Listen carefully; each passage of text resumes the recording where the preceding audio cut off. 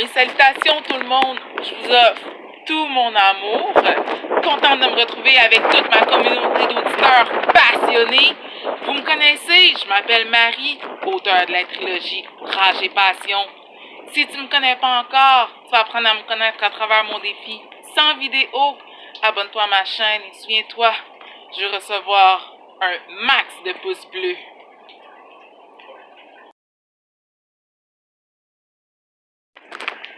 Alors, comme tu vois, on est très tôt le matin, il fait noir, c'est glacé, il mouille, c'est froid, mais c'est pas grave, j'active le mode on avance. Donc, aujourd'hui, dans les 100 vidéos, je vais à la rencontre de Freddy Dess, un excellent mentor de Kizomba, qui est devenu un mentor qui a appris par lui-même, qui est parti de zéro pour créer sa communauté de Kazakis.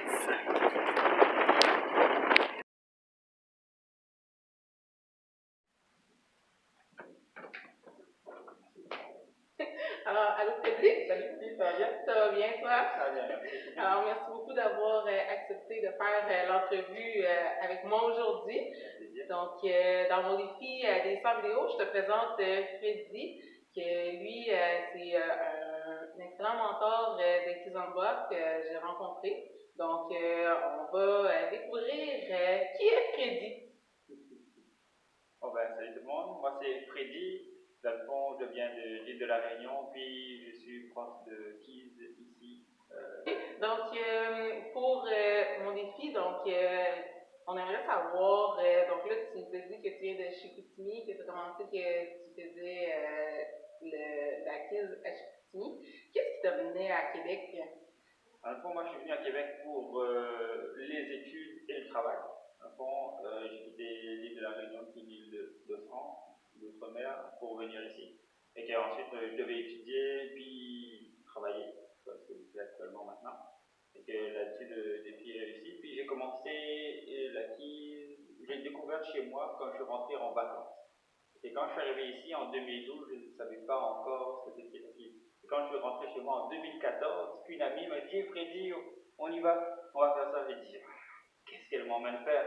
Et j'ai fait ça, puis ça c'est comme resté, c'était une bonne expérience, j'ai adoré la musique, c'est comme resté dans ma mémoire. Puis je suis venu ici, et je ne pensais pas danser la guide. Je ne m'étais jamais vraiment concentré là-dessus, c'était vraiment une découverte. Et au fur et à mesure, le temps passait, puis ça a commencé à me travailler, la musique me revenait, puis à un moment donné, je me suis dit: allez, je me lance. Et j'ai commencé à apprendre comme ça. Ça a commencé de cette façon-là. Donc, autrement dit, quand tu as commencé, c'était quand tu étais au Québec, ta famille, elle était encore à La Réunion. Est-ce que ça a été un frein pour toi que ta famille soit à La Réunion et que toi tu sois au Québec? Non, on va dire que j'étais comme un peu habitué en fait. Je suis le premier garçon de ma famille, puis je suis comme celui qui est allé un peu à l'école comme en externe. C'est pas dans ma région, un peu dans le sud, un peu dans l'est, et j'ai comme l'habitude de ne pas vraiment être chez moi, puis je revenais les week-ends et tout. C'est fait que entre 5 jours où je suis pas là et juste être 2 jours avec ma famille, puis une semaine, 2 semaines, 3 semaines, si on veut dire qu'on peut aller. Mais là, on parle maintenant d'années. Et non, ça n'a pas vraiment été un frein. Ça n'a pas été vraiment été un frein parce que je suis comme habitué à partir et puis en vacances, puis repartir, un truc comme ça. OK. Puis, tu avais quel âge quand tu es parti de La Réunion? 23 ans. Donc, 23 ans. 23. Là, tu as quel âge? Là, je suis rendu à 30. OK, d'accord. Donc, pendant cette année, autrement dit, tu t'es concentré sur la Kizomba. Puis, quelles ont été les personnes qui t'ont influencé pour devenir mentor en Kizomba? Ben, en fait, c'était pas mon but d'être mentor. Puis c'était vraiment depuis que j'ai fait mes vacances en décembre à La Réunion en 2014 que j'ai découvert. Puis dans l'année de 2015, j'ai commencé à apprendre à le danser tout seul. Parce que je voulais danser, je trouvais que c'était cool de profiter de la musicalité zouk. C'est ça qui m'a marqué, parce que chez nous on aime le zouk et tout. Et de pouvoir danser avec tout le monde. C'est comme un zouk social. C'est ça que j'ai aimé. Et c'est pour ça que j'ai commencé à apprendre. Ensuite, ce que je voulais faire, c'est que je voulais le partager avec le monde. Je voulais le partager avec le monde gratuitement pour qu'on puisse danser tout le monde ensemble. Mais j'ai appris qu'au Québec, justement, c'est l'une de mes expériences, que juste partager avec les gens gratuitement, ce n'est pas vraiment dans l'état d'esprit du Québec et du Canada. Et pour eux, si on ne propose pas une activité qui est comme monétaire, un peu, ça n'a comme pas vraiment d'importance, de valeur. Et du moment que j'ai dit, bon, ben, je donne des cours, ben, là, les gens se sont intéressés. Et il fallait qu'il y ait un aspect monétaire pour que les gens s'intéressent. Mais à la base, moi, j'ai voulu faire ça juste pour qu'on s'amuse tout le monde ensemble. Et ben, après, ben, on continue. C'est là que les gens ils s'amusent, ils découvrent et tout. Fait que c'est parti comme ça, mais c'est vraiment en 2015, je pense. Ouais. C'est dans l'année de 2015 que j'ai commencé à partager ça avec les autres personnes. Puis c'est parti comme ça. Et là, vu qu'on donnait des cours et tout, ben, on nous a donné le titre de professeur. Mon but, c'était pas vraiment à la base de devenir quelqu'un qui guide des gens. C'est juste dans l'état d'esprit de s'amuser avec le monde. Effectivement, puis c'est ce qui est bien en Kizomba, c'est que justement, c'est fait pour s'amuser, festoyer, que tu sois en famille ou en amis. C'est vraiment une danse qui invite à ça. Puis le parcours que toi tu as utilisé, est-ce que ça prend une formation précise pour pouvoir enseigner? Vu que mon cas était quand même assez particulier parce que j'étais seul, isolé à Chicoutimi, ben, il fallait que j'apprenne par moi-même. Fait que là, merci Internet. J'ai commandé des supports venant de France, venant de certains artistes très connus comme Kizumba.fr, Mr. T4. C'est des profs mes profs à moi, ceux qui m'ont fait découvrir le Kizumba. Donc kizumba.fr, kizumba.re, j'ai utilisé plutôt leur support pour apprendre les bases, pour apprendre comment danser. Et puis j'ai eu la chance, quand je suis rentré en vacances plus tard, je suis rentré dans un moment où les fondateurs étaient là. Et j'ai pu passer comme un week-end, un festival avec eux, et ça a comme renforcé l'esprit, puis j'ai beaucoup appris grâce à eux. Et que j'ai juste continué sur la lancée ensuite. C'est vraiment excellent. Puis tu disais que, autrement dit, les personnes t'envoyaient les tutoriels, toi tu les appliquais. Est-ce que c'est difficile de pouvoir s'auto-corriger si on n'a pas nécessairement de partenaire pour voir si le lead est correct, si toi de ton côté tu as appris les mouvements correctement, si c'était utile? Ouais, ben ça prend plus de temps. Ça prend beaucoup plus de temps, puis obligatoirement ça prend une partenaire. Pas de partenaire, pas de danse. OK. Donc, quand tu t'es formée, est-ce qu'à ce moment-là, tu étais toute seule ou tu avais une partenaire? Dans ce temps-là, il y avait Séverine qui était avec moi. Puis, grâce à elle, j'ai pu me pratiquer et tout. Mais j'ai beaucoup pratiqué tout seul. C'est avant de pouvoir danser avec une partenaire, il faut être sûr de ses pas, il faut savoir qu'est-ce qu'on fait et tout. Et que ça, c'est tout seul. J'ai vraiment dansé beaucoup tout seul avec une casse sur les oreilles, puis dansé dans les couloirs oxygène, tout seul. Et après, je mettais en pratique. Puis, en 2015, dans l'été, je suis venu ici. Et là, j'ai passé quasiment tout mon été à danser studio Safari. Donc là, je pouvais danser avec le monde et tout. Et ça a permis de progresser pas mal. J'ai beaucoup d'allers-retours, je continue. OK. Puis est-ce que c'est une des raisons du fait que tu habitais à Chicoutimi, que maintenant tu travailles à Québec, est-ce que c'est une des raisons qui a fait en sorte que tu es venu à Québec ou tu serais demeuré à Chicoutimi? Oui, parce que moi, j'aime bien quand il y a de la ville, mais pas trop de ville. Un entre-deux. C'est ça, un entre-deux. Le Québec, c'est parfait parce qu'il y a des gens, il y a de l'espace, puis c'est pas aussi stressé que comme Montréal, mais Montréal, c'est très bien aussi, pour la danse, là, c'est malade. Et c'est ça, fait que ça me laisse aussi la possibilité de développer à Québec, vu que c'est quelque chose qu'il y a, mais qu'il y a encore une marge de progression à faire. On va mettre l'accent là-dessus et essayer de développer ça encore plus. Donc à Québec. Donc moi, quand je t'ai connue, je t'ai rencontré à la Maison de la danse de Québec. Maintenant, tu es à Salsa Attitude. Qu'est-ce que peut-être ton cheminement qui t'a mené ici? Bon, en fait, moi, j'ai donné des cours pour plusieurs personnes. Et que j'ai travaillé avec certaines personnes, et que un peu tout le monde là. Donc au début, on travaillait toujours à Québec, à 3 endroits différents. Et là, c'est le 3e endroit où je travaille en partenariat avec sa attitude. Mais je suis avec mon groupe Kazakis. C'est qu'on garde, j'ai créé comme mon groupe de danse avec les personnes que j'aime, les personnes avec qui on s'entend bien, puis on a la même façon de voir la danse. Puis c'est ce groupe-là que je mets en priorité, en avant, et qu'on pousse donc Kazakis. Donc Kazakis, moi j'ai eu l'honneur de danser avec eux. Explique-nous, c'est quoi la philosophie qui est derrière Kazakis? En fait, c'est très simple. C'est exactement la même philosophie qui m'a poussé à danser. En fait, ce que j'ai appris en découvrant la guide, en découvrant comment on danse en social, en découvrant comment on s'amuse à travers les cours, comme je dis, par rapport à zumba.re, zumba.fr, j'ai voulu retransmettre ce que moi je pouvais de ce que j'ai reçu d'eux. Ce que eux ils m'ont donné, c'est vraiment s'amuser, danser, tout en apprenant ensemble et en restant dans un cadre quand même très créatif d'amusement. Puis Kazakis, c'est les personnes avec lesquelles je me suis entouré et qui ont la même vision que moi, qui veulent aussi s'amuser, qui veulent aussi ramener plus de monde, qui veulent faire quelque chose de plus gros ensemble. C'est ça Kazakis dans le fond. Et pour la petite histoire, Kazakis, comment c'est venu le nom, c'est vraiment chez nous la case, la maison. Et qu'on a fait Kazakis, pour dire comme la maison de la vie. Et c'est vraiment dans cet état d'esprit et on fait tout ça dans le même état d'esprit. Donc pour pouvoir partager, s'amuser avec les gens. Et c'est pour ça que j'ai insisté sur le fait que Kazakis. Et on travaille avec tout le monde pour pouvoir avancer. Donc les 3 valeurs qui gravitent autour de Kazakis, ça serait lesquelles? S'amuser. S'aimer, partager.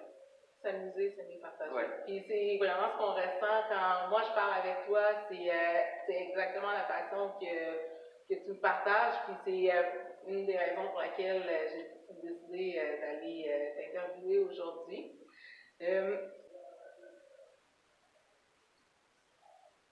C'est quoi les ambitions pour Kazakis? Kazakis, donc c'était, comme je dis à la base, une façon donc, de se regrouper avec des personnes qui ont le même état d'esprit, puis aussi, quelque part, de se protéger. De se protéger de ce que toutes les autres personnes, bien ou mal intentionnées, peuvent véhiculer. Ce que nous, on véhicule, on veut que ce soit Kazakis qui le véhiculons. Les autres ont le droit de véhiculer la même chose, c'est pas un problème, mais on veut que quand on dit Kazakis, on nous voit, nous, et ce qu'on fait en soirée, ce qu'on fait dans les ateliers, ce qu'on partage avec les gens. Donc, autrement dit, est-ce que tu vois que Kazakis c'est plus local ou bien tu veux le développer à une plus grande échelle? Ok, donc on aimerait ça d'abord local. Pourquoi? Parce que c'est très important de travailler avec les gens qui nous entourent, les gens qui sont déjà présents, puis qui veulent avancer, déjà avant d'aller voir plus loin. Et ensuite, oui, ce serait cool de pouvoir aller plus loin, de pouvoir montrer ce qu'on peut faire, de pouvoir montrer comme notre expertise qu'on a développée entre nous, puis en apprenant de plein de personnes aussi, c'est important. On ne fait pas tout ça tout seul. Il y a des gens qui nous aident, comme justement que ce soit au niveau des infrastructures, possibilités de cours, tout ça. On travaille avec tout le monde, que ce soit Physiologue de Montréal, que ce soit sa attitude ici, que ce soit Rubenki, et il y a beaucoup de partenariats, c'est très très important, c'est comme ça qu'on avance, là, tous main dans la main. Mais oui, ce serait bien de s'en aller à l'international et tout. On va travailler là-dessus. Parfait. J'ai une question pour les gens. On va concentrer, on va couper ça. Donc, par rapport aux différentes personnes qui nous supportent dans la Kizomba, comment est-ce que vous faites pour montrer votre visibilité justement dans ce monde-là? C'est quand même un univers où est-ce qu'il y a beaucoup de compétition, beaucoup de personnes qui se lancent dans la Kizomba. Donc, quelle est votre force? Dans le fond, je dirais que c'est notre force, je vais vous dire c'est quoi là, notre force, mais ça peut être la même force pour tout le monde. C'est juste que nous, on insiste là-dessus, puis on se recadre par rapport à ça. Tu sais, les 3 valeurs que tu m'as demandé tantôt, c'est exactement ça. on s'agrippe à ça, on s'attache à ça, et quand on fait quelque chose, on s'assure qu'il y ait ça. Et que là, comme ça, on reste vrai envers nous, envers les autres, puis déjà, c'est une preuve de respect pour nous et pour les autres. Une fois que ça c'est fait, ça nous donne comme déjà notre petit côté là, on a différents membres de l'équipe qui travaillent à faire plusieurs activités. Dans le fond, comment nous on fonctionne, c'est-à-dire que chacun fait ce qu'il peut et chacun donne ce qu'il peut. Okay. On fait de notre mieux chacun pour donner quelque chose. Et le travail qu'on voit, comme l'anniversaire de Kazakis, où il y avait plein de personnes qui étaient là, c'est le travail de plusieurs personnes qui sont en arrière et qui travaillent très fort. Donc, les personnes s'investissent, elles partent dans des événements, dans des congrès ici, dans des congrès à l'extérieur. Ils parlent de nous, ils montrent aux gens ce qu'on est capable de faire en dansant avec les différents artistes, puis ils ont des retours, des compliments, des commentaires, des sujets pour s'améliorer. C'est vraiment un tout. C'est vraiment un tout. Travailler avec tout le monde, partager avec le maximum de personnes, avoir le retour de ces gens-là, puis travailler pour que ce soit mieux. Donc, autrement dit, chaque personne a son talent. Donc, c'est son talent que vous mettez en avant pour pouvoir vous démarquer par rapport aux autres. Ouais. Vous êtes combien dans l'équipe de Kazakis? Là, présentement, on est quand même un groupe à peu près, on est à peu près environ à 10 personnes, je vais dire 10 personnes parce qu'il y a des personnes qui sont là, mais qui sont comme inactives pour le moment, mais qui vont sûrement reprendre. Mais on est quand même 6-7 actifs. 6-7 actifs, puis on a toujours des personnes qui nous aident temporairement, là, mais ça fait partie vraiment de la famille. C'est des personnes qui sont très proches de nous, mais qui ne sont juste pas actives à tous les événements. OK. Puis, les personnes qui font partie de Kazakis ont été sélectionnées de quelle façon? On les a sélectionnés, moi et Séverine, à la base, parce qu'on donnait des cours, puis on regardait qui avait le potentiel de bien s'entendre. C'est pas le potentiel de danse, c'était vraiment le potentiel affectif. Est-ce que ça va fitter? Est-ce que si on forme un groupe, il n'y aura pas de problème, des tensions et tout. Et que quand on fait ça, il y a toujours des petites tensions, il y a toujours des affaires. C'est privilégier un certain nombre de personnes au lieu d'autres personnes, ça crée toujours des petites tensions. Okay? Mais c'est quand on le fait et que ces personnes-là restent, et là on est comme rendu à un peu plus d'un an, qu'on voit qu'on a fait la bonne décision. On a pris la bonne décision puis que ça fonctionne. Tout à fait, ça fonctionne. Kazakis, dans les prochains jours, va probablement avoir des événements, étant donné que c'est la période des fêtes. Est-ce qu'il y a des événements que vous aimeriez lancer de manière plus... Là, présentement, on a plusieurs projets qui sont sortis, événements qui vont sortir. C'est plus des événements qui vont aller à l'année prochaine. Fait que bien évidemment, on reste actif, mais plus localement. Peut-être un peu à Montréal, ça va dépendre du calendrier, mais ça va être plus par des ateliers, que ce soit à Sas Attitude, des cours, que ce soit à Sas Attitude, des cours peut-être à Montréal d'ici la fin de l'année, et que ça on va les annoncer là. Mais plus, les projets sont plus pour l'année prochaine. L'année prochaine, on va faire un petit peu de pub. Le Kizo Festival 2015, le Smile Paradise 2020. Voilà, 2020. Fait que Kizo Festival, Smile Paradise, on va y être. Sûrement, possiblement le Groove and Keys aussi. C'est ça, ça va être des trucs comme ça. Puis nous, on aura des Urban Keys Experience qui sera en février l'année prochaine. L'événement va sortir bientôt.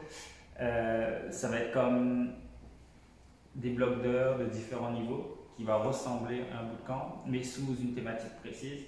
Là, pour février, ça va être de l'Urban Keys. Puis, on vous annoncera la suite Après, il faudra regarder la page, c'est la page Kazakis. Donc, la page Kazakis, je vais la mettre en bas dans le lien dans la description. Donc, tu pourras aller cliquer puis aller voir tous les événements, les photos, les danses que Freddy font avec Séverine. J'ai une dernière question avant de conclure. Donc, pour ceux qui veulent prendre des cours avec toi, est-ce que c'est possible? Oui, bien sûr. Ben, on a déjà les cours qu'on donne à travers les autres écoles qui sont disponibles. Donc, une partie des cours que Salsa Attitude donne, juste à poser la question, puis vous allez avoir le nom, prénom. En général, j'affiche ce qu'on va faire dans les prochaines sessions, les cours qu'on va donner, les cours que Kazakis donne, en collaboration avec Salsa Attitude présentement. Donc, également, pour faire des cours juste personnellement avec moi, il y a juste à m'écrire, Freddy Des sur Facebook, puis on bloque que ce soit des privés ou des cours de groupe, que ce soit à Québec ou ailleurs. Présentement, on le fait déjà pour Sherbrooke, on l'a déjà fait pour Rimouski, et que c'est juste une question de planification, puis on le fait pour tout le monde, il n'y a aucun problème.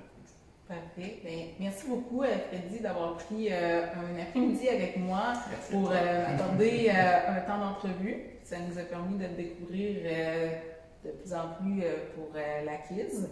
Donc, je vous donne un prochain rendez-vous dans un prochain défi. C'est sans vidéo. Allez!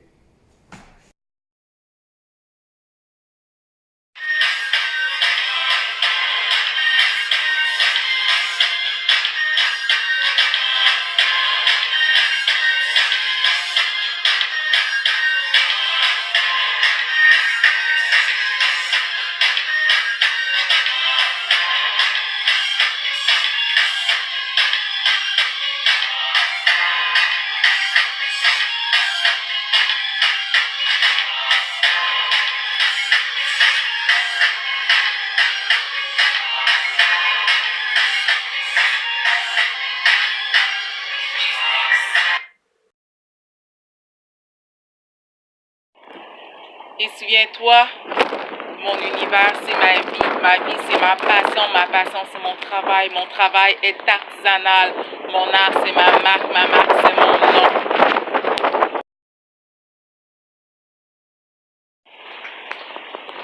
C'est mon nom, libère la rage et partage ma passion. Abonne-toi à ma chaîne et souviens-toi, je veux recevoir un max de pouces bleus.